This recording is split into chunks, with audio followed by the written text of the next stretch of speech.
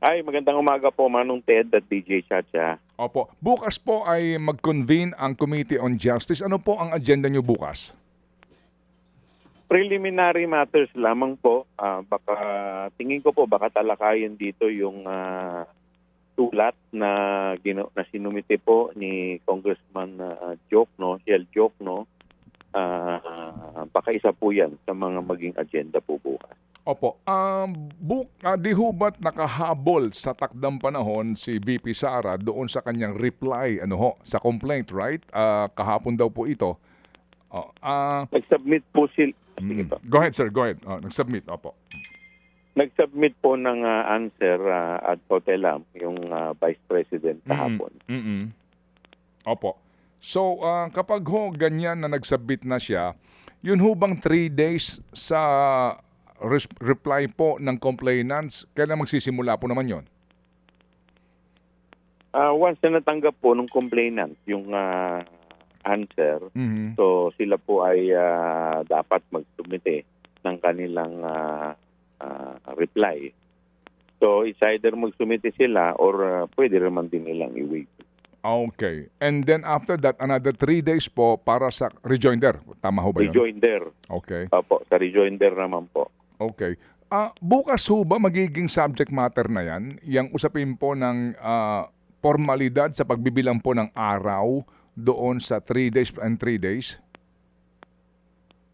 Kasi doon sa invitation po namin, preliminary matters lang po ang nakalagay and other matters. So hindi ko po alam kung ano pa po yung iba magiging agenda unless may mga mag-raise po, no? Kasi nung usap po kami ni Congresswoman ni Chair Pinky, parang inaano yan na siguro maghanda na rin tayo sa mga in the event na mag-proceed sa hearing, yung mga yung magiging ground rules baka pwede mapag-usapan na rin sakali.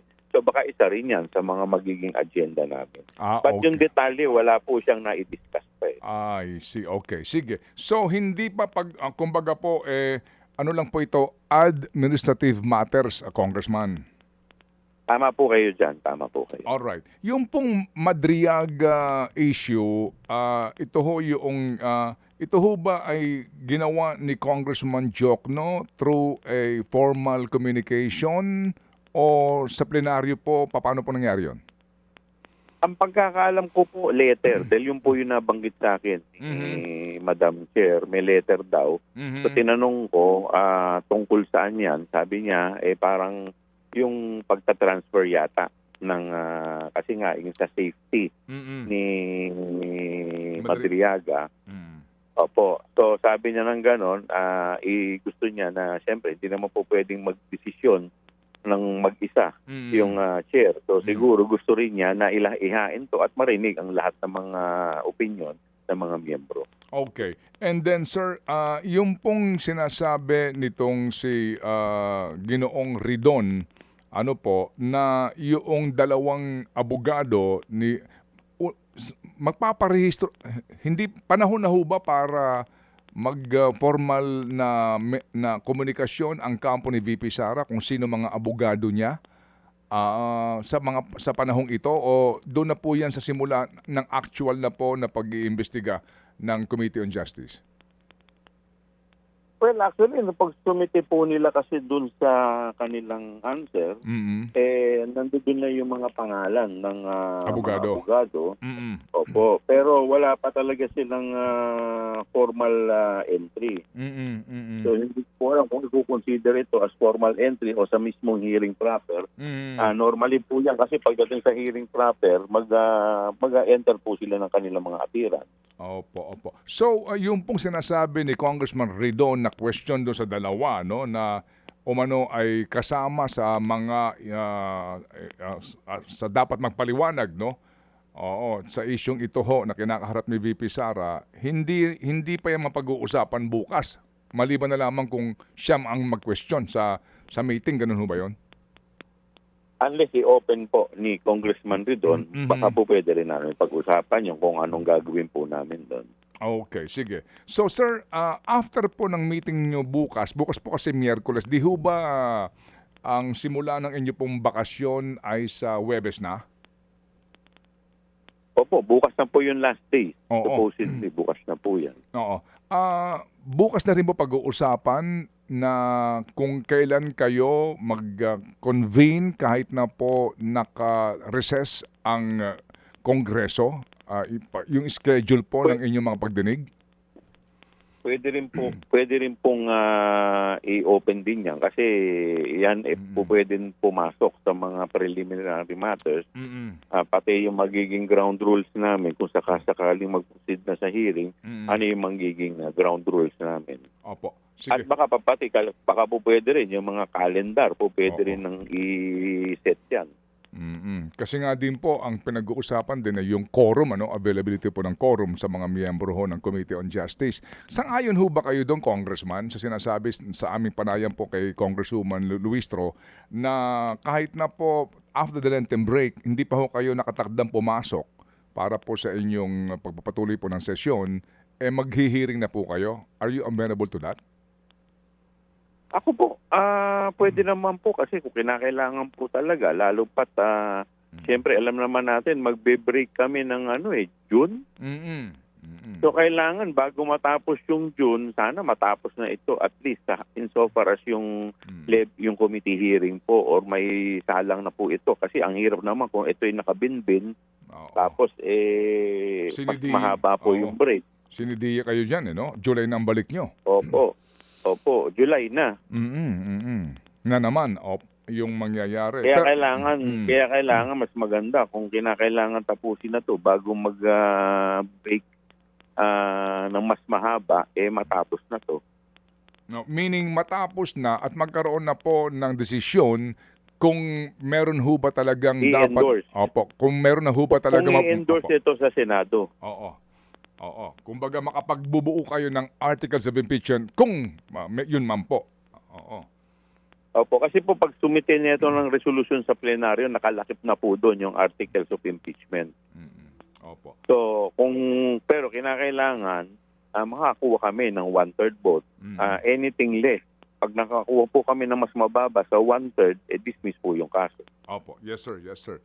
So, kumbaga, kayo po on record, gusto niyo ho na kung maaari nga, kahit na kayo naka-break after hitong Semana Santa, magkaroon na po kayo ng inyo pong hearing, dito po sa isyong ito. Wala pong lalabagin na naman ang Kamara dyan, anuman pong panuntunan na baka questionin po ni VP Sara sa Supreme Court. Bakit naka-break kayo, nag-hearing kayo?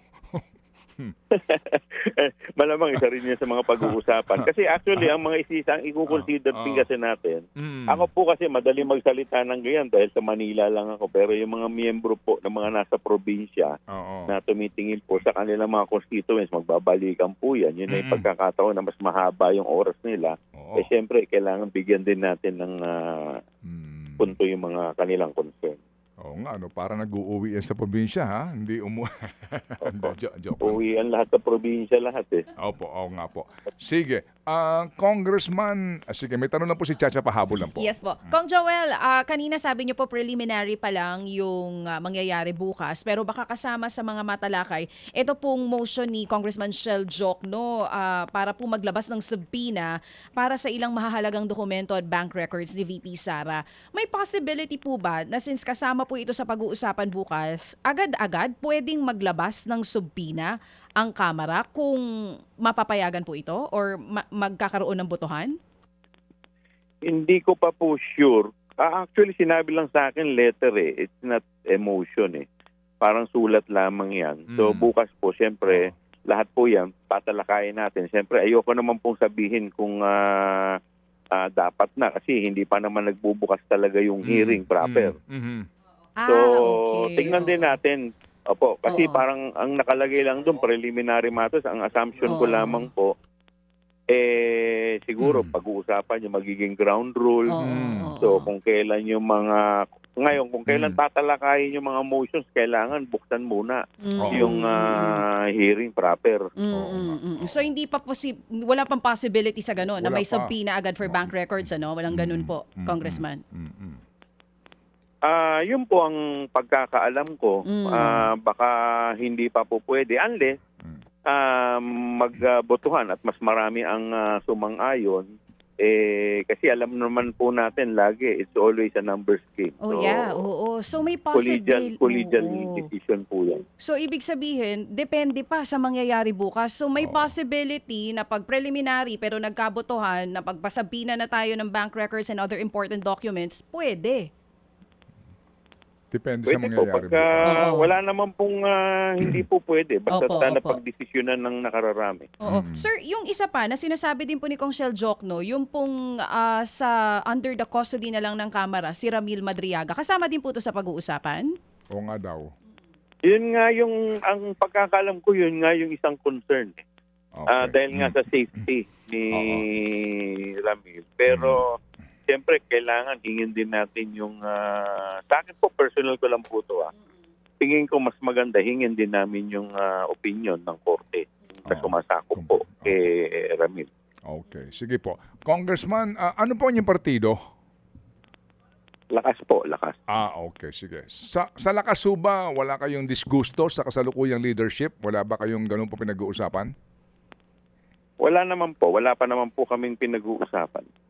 Okay. Okay naman po ang mga alokasyon sa inyong mga distrito. Wala kayong hinaing doon dito po sa sa ating budget ngayon. Wala naman. Actually, wala naman pong mga alokasyon dahil alam naman po natin lahat, no? So kung ano yung concern nila, yan din ang mga concern ng lahat ng mga congressman. But just the same, sa amin naman, tahimik lang muna. Hindi naman, wala pa namang discussion tungkol dyan. Okay, sige po. So Kong Joel, salamat na marami. At kung sakali man po, makikibalita ho kami sa mangyayari po bukas. At sana nga po, no, mailatag na po ang lahat ng panuntunan hango po sa naging desisyon ng Supreme Court at sa inyo pong ground rule. Salamat po, sir.